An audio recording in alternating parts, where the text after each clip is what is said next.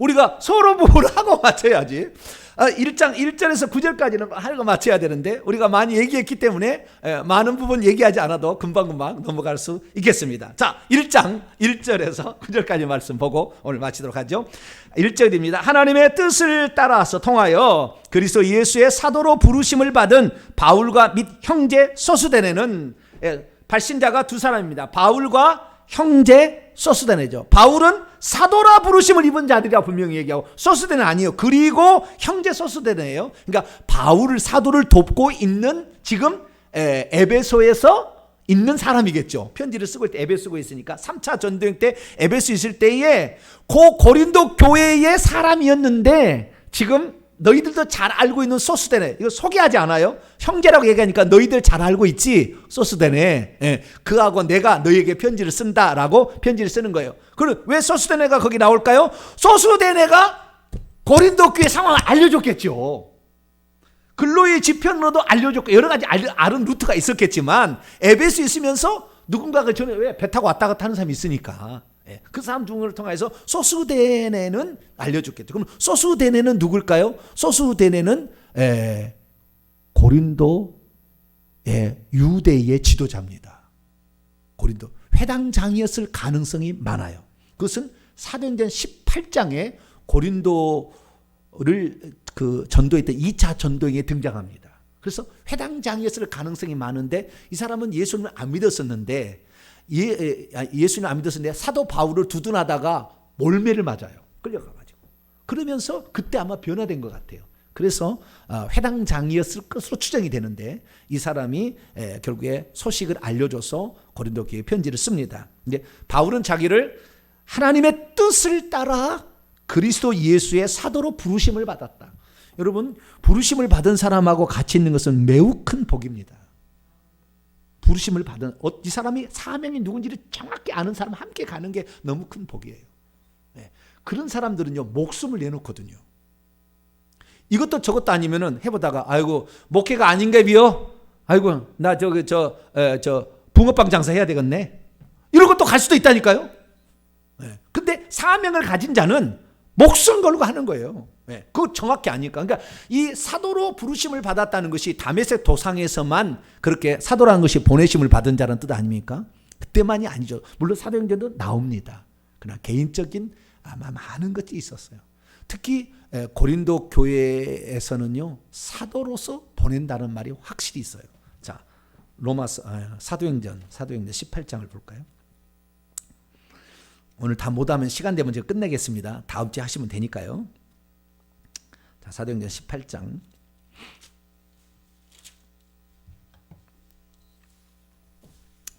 어, 2차 전도행 가운데 실라와 디모데 그리고 의사 누가하고 셋이 최소한 같이 지금 고린도에 전도하고 있습니다.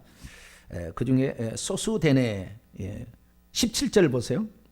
모든 사람이 회당장 소수데네를 잡아 법정 앞에서 때리되 이 바울을 두둔했다가 이렇게 한 거예요. 그러니까 이 사람이 그 사람일 가능성을 얘기를 합니다. 아닐 수도 있어요. 소수데네는 흔한 이름이랍니다. 그래서 아닐 수 있으나 그럴 가능성 얘기하고요. 그리고 자 9절 10절 바울에게 예수님이 직접 고린도 교회에 어떻게 하라고 지시를 내려요. 9절 10절 이런 일은 많지 않은 일이에요. 바울의 역사 가운데서도 주님이 직접 이렇게 한 일은 많지 않아요. 자 9절 10절입니다. 시작.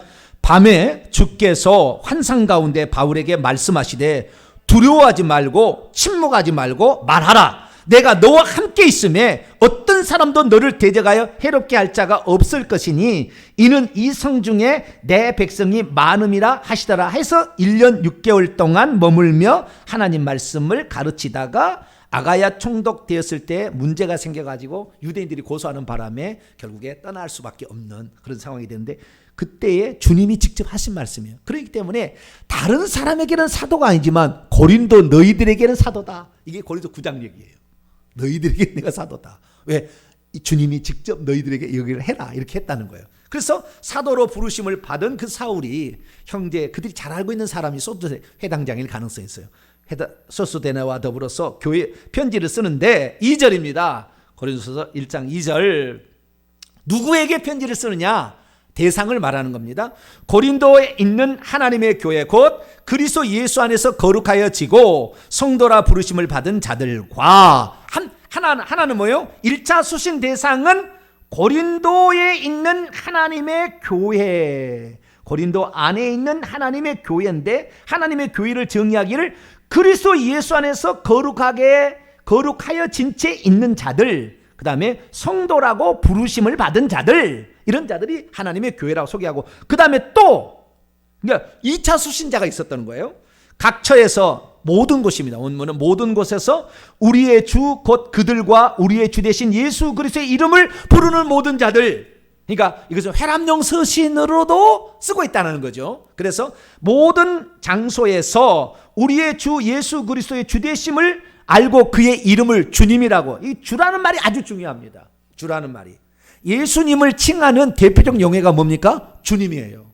그러면 이 예수님을 칭하는 대표적 용어고 하나님을 칭하는 대표적 용어는 아버지입니다. 아버지. 그래서 예수 그리스도께서 이 땅에 오셔가지고 복음을 전파하신 후에 성도들의 신앙 고백에는 주님은 예수님이에요. 뭐라고요?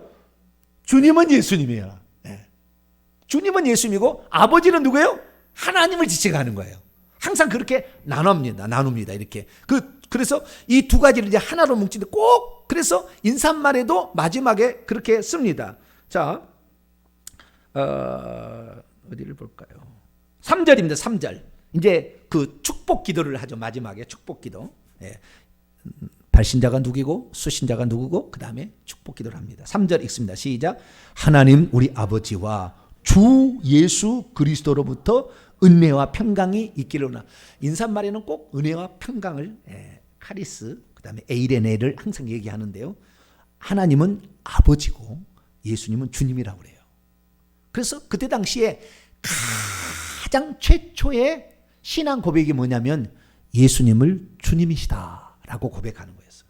베드로는 예수님을 뭐라고 했어요? 당신은 그리스도요 살아계신 하나님의 아들이라 이렇게 했잖아요. 그런데 초기 교회 가운데 가장 기본적인 오랜 신앙 고백은 학자들 다 조사해 보니까 예수님이 주님이시다. 여기서 주님이라는 것은 나의 인생의 주인이요 생명의 주인이요 영혼의 주인이기 때문에 이분은 하나님이라는 그런 의미예요. 이 주라는 말을 퀴리오스인데 히브리어로 바꾸면 아도나이예요. 아도나이는 여호와를 지칭하는 다른 용어입니다. 그러니까 예수님이 아도나이다, 아하야흐다 라는 말이 주님이라는 말이에요. 그렇기 때문에 이 초대교회는 예수님을 주님이라고 고백하는 것을 가장 중요시했고 그것을 신앙 고백의 가장 기본으로 삼았습니다. 그래서 이 문제가 계속 나오는데요. 잠깐만 하나 찾아보자면 고린도전서 12장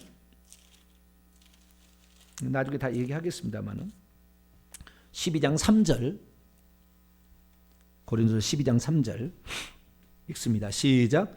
그러므로 내가 너에게 알리노니 하나님의 영으로 말하는 자는 누구든지 예수를 저주할 자라 하지 아니하고 또 성령으로 하지 아니하고는 누구든지 예수를 주시라 할 수 없느니라. 로마서 10장 9절에도 만일 우리가 예수를 주로 시인하며 하나님께서 그를 죽은 자 가운데 살리신 것을 내 마음에 믿으면 구원을 받으리니 마음으로 믿어 의에 이르고 입으로 시인하여 구원에 이른다. 여기도 주님이라고 그러잖아요. 왜 주님이라고 했냐면요. 그때 당시에는 오직 황제에게만 주님을 썼어요. 신앙 고백을 할 때 신적 존재로서 황제를 숭배했던 겁니다. 그런데 예수님을 주님이라고 하면은 이것은 목숨 걸고 하는 거죠. 이제 목숨 걸고 하는 거예요. 그래서 그때 당시에 예수님 주님이라고 고백한다는 것은 목숨 걸고 하는 얘기였어요. 지금은 그냥 예수님 주님이라고 하면은 별로 일 없는데 그러지 않아요. 그래서 여기서 예수님을 각처에서 예수님을 주라고 부르고 있는 자들, 이런 자들도 이 편지를 읽어라 라고 바울이 얘기를 했다는 것입니다. 그리고 그들에게 하나님 아버지와 주 예수 그리스도로부터 은혜와 평강을 기원을 합니다. 그리고 그 다음에 칭찬을 합니다. 아까 얘기했듯이 책망을 하기 전에 뭘 해야 돼요? 칭찬, 네 가지 칭찬을, 네 가지를 칭찬하는데요. 4절입니다. 그리스도 예수 안에서 너희에게 주신 하나님의 은혜로 말미암아 내가 너희를 위하여 항상 하나님께 감사한다. 이제 운을 띄웁니다. 항상 하나님께 나는 감사한다 너희들. 그리고 네 가지를 칭찬합니다. 첫째 5절. 너희가 그분 안에서 모든 것들 안에서 모든 언변과 모든 지식이 풍성하기 때문이다. 왜냐하면 왜냐하면 너희가 그분 안에서, 하나님 안에서 모든 일, 곧 모든 언변과 모든 지식에, 그러니까 거기가 헬라 철학도 많이 있었잖아요. 말도 잘하고 이런 것도 너희들 잘한다, 이거 얘기해 준 겁니다. 두 번째 6절입니다. 그리스도의 증거가 너희 중에 견고하게 됐다. 그리스도의 증거가 그리스도를 믿는 자의 어떤 확증들이죠. 이런 것들이 너희들에게 많이 확고하게 나타나지 않았느냐. 너희들은 좀 특별해. 그런 체험을 많이 하는 게 아니야. 너희들은 아주 특별하고 한 거야. 두 번째 칭찬했다는 거예요. 세 번째 7절입니다. 너희가 모든 은사의 부족, 또 너희들은 은사가, 성령의 이런 은사들이 다 나타나잖아. 어떤 교회에게 다 나타나요? 그런 데가 없어요. 고린도 교회만 나타나는 거예요. 은사의 부족함이 없다 너희들. 어깨가 좀 으쓱 올라갑니까? 네. 편지를 받을 때 좀 어깨가 이렇게 좀, 예. 말을 않지만 이렇게 하잖아요.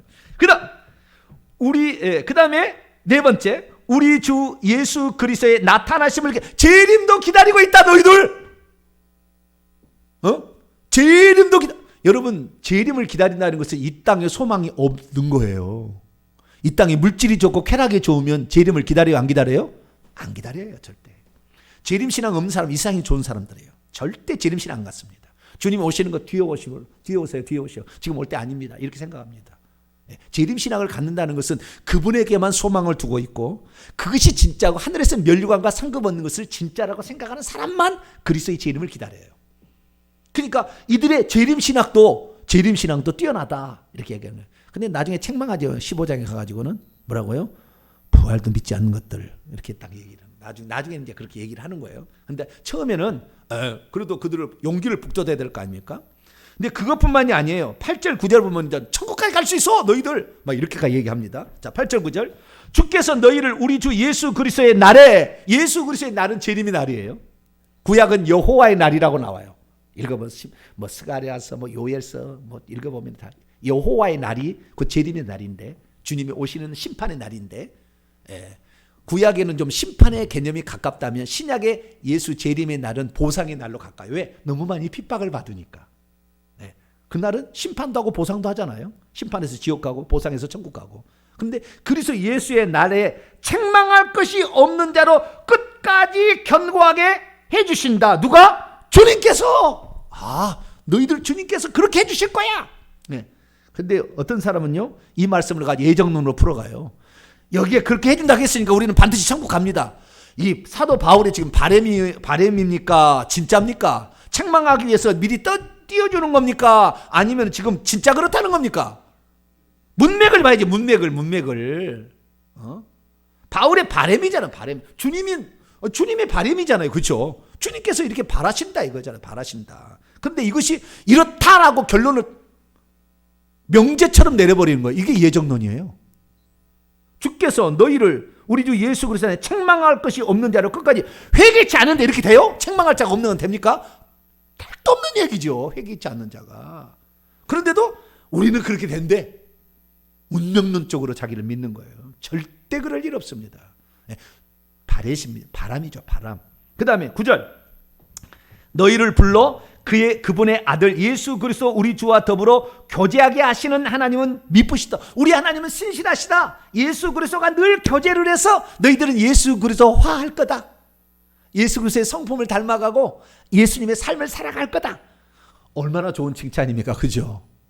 너희들은 예수님 안 닮아가지고요, 3장에 가면 이 어린아이들과 같은 육에 속한 자 너희들 그래가지고 과연 천국 가겠니? 책망을 합니다. 나중에 책망을 하는데 여기서는 그렇지 않고 주님과 교제, 코이노니아를 통하여서 너희는 교제를 통하여서 예수님을 닮아가게 되는데 신실하신 하나님은 꼭 그렇게 해줄 거야, 막 이렇게 얘기를 합니다. 그래서 우리가 책망하기 전에 칭찬을 이렇게 듬뿍 이렇게 하고 있는 것을 보게 됩니다. 그러나 이것은 뭐 바울이 말만 한 게 아니라 진짜 그렇게 되기를 바라는 마음에서 그렇게 하겠죠. 저는 뒤에 나중에 책망 때문에 지금 얘기를 한 것뿐이고 진짜 그런 마음으로. 왜? 내가 복음으로 너를 낳았잖아요. 유모가 자식을 기름같이. 세상에 1만 신승이 있으되 아버지와 같은 사람은 나는 너희들의 아비가 아니냐. 고린도서 얘기하잖아요. 그래서 그 마음을 이렇게 전하고 있습니다. 그래서 왔는데 그래도 원문 한번 읽고 마쳐야죠. 여기까지 다 했으니까 원문만 읽고 마치도록 합시다. 자, 1절부터 9절까지 원문 읽습니다. 시작. 하나님의 뜻을 통하여 그리스도 예수의 사도로 부르심을 받은 바울과 그리고 소스데네는 고린도 안에 있는 하나님의 교회 곧 그리스도 예수 안에서 거룩하게 된 채 있는 이들에게 거룩한 이들로 성도들로 부르심을 받은 자들에게 모든 곳 안에서 그들과 우리의 주 예수 그리스도의 이름을 스스로 간절히 부르고 있는 자들 모두와 함께 하나님 우리 아버지와 우리 주 예수 그리스도로부터 너희에게 은혜와 그리고 평강이 있을지어다. 다음 그리스도 예수 안에서 너희에게 주신 채 있는 것인 하나님의 은혜로 인하여 내가 너희에 관하여 항상 나의 하나님께 감사한다. 이는 너희가 그분 안에서 모든 것 안에서 모든 말과 모든 지식 안에서 풍족해졌기 때문이다. 그리스도의 증거가 너희 안에서 확고하게 되었던 것 같이 그리고 너희가 은사들 안에서 조금도 계속해서 부족하게 됨이 없이 우리 주 예수 그리스도의 나타나심을 계속해서 간절히 기다리면서 있다는 거죠. 다음 주께서 역시 너희를 우리 주 예수 그리스도의 날 안에서 책망할 것이 없는 자로 장차 끝까지 견고하게 하실 것이다. 하나님은 신실하시다. 너희는 그분을 통하여 그분의 아들 예수 그리스도 우리의 주의 교제를 위하여 부르심을 받았느니라. 아멘. 기도합니다. 전능하신 하나님 감사합니다. 오늘 고린도전서 전체적인 내용을 살펴보았습니다. 그들의 문제가 곧 우리의 문제일 수 있고 또한 우리가 영적인 유치한 어린아이로 살아갈 수 있음을 보게 됩니다. 하나님 고린도전서를 통하여 주실 은혜를 바라보며 우리가 그리스도 예수 안에 책망할 것이 없는 자로 저희들 꼭 자라갈 수 있도록 저희들도 복을 더하여 주옵소서. 우리 주 예수 그리스도의 이름으로 기도하옵나이다. 아멘.